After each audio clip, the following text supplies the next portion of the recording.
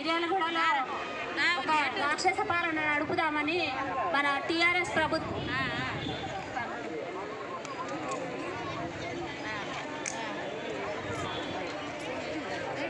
ఈరోజు మిర్యాలగూడ నియోజకవర్గంలో రాక్షస పాలన నడపాలని టీఆర్ఎస్ ప్రభుత్వం అనుకుంటుంది.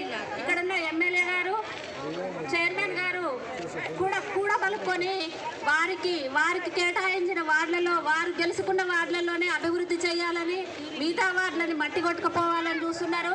దీనికి ప్రజలందరూ మాకు తోడుగా ఉన్నారు. చైర్మన్ గారు, భాస్కర్ రావు గారు, వీరికి మన మున్సిపల్ అధికారులు తొత్తులుగా వ్యవహరించి కూర్చోమంటే కూర్చోవడం, వాళ్ళు నిలబడమంటే నిలబడటం. మన కాంగ్రెస్ గెలిచిన చోట 10 లక్షలు ఇస్తే అక్కడ 20 లక్షలు, 30 లక్షలు, 60 లక్షలు, ఆ లెక్కకి ఒక అంతు పొంతు లేకుండా ఇష్టారాజ్యం అయిపోయింది వాళ్ళది. మీరందరూ దీన్ని గమనించాలి. భాస్కర్ రావు గారు, ఈరోజు ఇంత పెద్ద ప్రభంజనాన్ని మీరు చూస్తున్నారు. ఇది కొద్దిగా మాత్రమే. అందరూ కదిలితే మీరు తట్టుకోలేరు. చూడండి, ఇప్పుడు మీరు 48 వార్డులని సమదృష్టితో చూస్తేనే రేపు మా వార్డులలో మిమ్మల్ని తిరగనిస్తారు జనాలు. లేకపోతే మీ వార్డులో అభివృద్ధి చేసుకుంటాం, మా వార్డులో అభివృద్ధి చేయమంటే మాత్రం మా జనాలు మిమ్మల్ని తరిమి కొట్టడానికి సిద్ధంగా ఉన్నారు. ఇది గుర్తుపెట్టుకోవాలి. 7వ వార్డుకి నీళ్ళు ఇవ్వలేని ఈ ప్రభుత్వం, నేను గెలిచిన కాడ నుంచి 7వ వార్డు, 21వ వార్డు నీళ్ళకి ఇబ్బంది పడుతున్నాయని ఎన్నిసార్లు ఇక్కడ మున్సిపాలిటీలో గొడవ చేయడం జరిగింది. ఒక్కరోజు కూడా స్పందించలేరు. ఈ అధికారులు స్పందించలేరు, ఈ ఎమ్మెల్యే చైర్మన్ గారు స్పందించలేరు.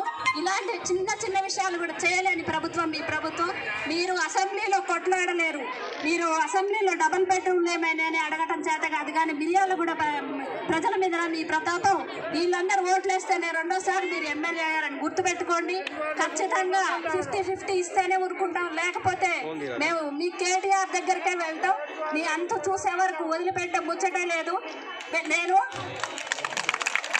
వైస్ చైర్మన్ గారిని ఒకటే అడుగుతున్నా. చైర్మన్ గారు, మీది మాది పక్క వార్డే. మీరు ఎన్నిసార్లు నాకు 21వ వార్డు, 7వ వార్డు రెండు కూడా సమానం అని చెప్పారు కదా. మరి ఇప్పుడు ఎందుకు 7వ వార్డుకు 10 లక్షలు ఇచ్చి మీకు 20 లక్షలు ఇస్తే 7వ వార్డు నీళ్లు లేకుండా అల్లాడుతుంటే మీరు ఎందుకు చూస్తూ ఊరుకున్నారు? మీకు అధికారం ఉంది కదా, మీరు ఎందుకు అధికారులు నిలదీయలేకపోతున్నారు? ఏదన్నా అంటే మీ శ్మశాన వాటికి 40 లక్షలు ఇచ్చినామంటున్నారు. 40 లక్షలు ఎవరి జేబులో నుంచి ఇచ్చారండి? మీ ఏమన్నా కేసీఆర్ గారు ప్రతి ఒక్క శ్మశాన వాటికని వైకుంఠధామాలుగా తీర్చిదిద్దాలని చెప్పి బడ్జెట్ కేటాయిస్తే, ఆ బడ్జెట్లో నేను మా కౌన్సిలర్లు కొట్లాడితే 7వ వార్డుకి శ్మశాన వాటికి 40 లక్షలు ఇస్తామంటున్నారు తప్పితే ఎవరి జేబులోంచి ఇవ్వలేదు. ఆ 40 లక్షలకి 10 లక్షలకి ముడిపెట్టాల్సిన అవసరం లేదు. నిజానికి 10 కుంటలు ఉన్న శ్మశాన వాటికి కూడా ఈరోజు 15 లక్షలు కేటాయిస్తారు పల్లెటూర్లలో. మరి ఎక్కడ ఉన్నారు? మా 7వ వార్డు శ్మశాన వాటికి మీరు 40 లక్షలు ఎట్లా ఇస్తారండి? ₹1,00,00,000 ఇస్తే కానీ అక్కడ వైకుంఠధామం అనేది పూర్తి కాదు. ఇవన్నీ మీరు దొంగ లెక్కలు చూపించి ఏదో మసిపూసి మారేడుకాయ చేసి జనాలని మభ్యపెట్టి, జనాలని ఇబ్బంది పెట్టి, జనాల రక్తాన్ని పీల్చి పిప్పి చేయాలని మా వార్డుల నుంచి పన్నులు వసూలు చేయడానికి వెనకాడరు. ప్రతి దానిలో మా వార్డు ముందున్నా కూడా మీరు వెనక్కి తోసేయాలని చూస్తున్నారు తప్పితే మీరు ప్రజల అభివృద్ధి కోసం పాటుపడే వాళ్ళు కాదు.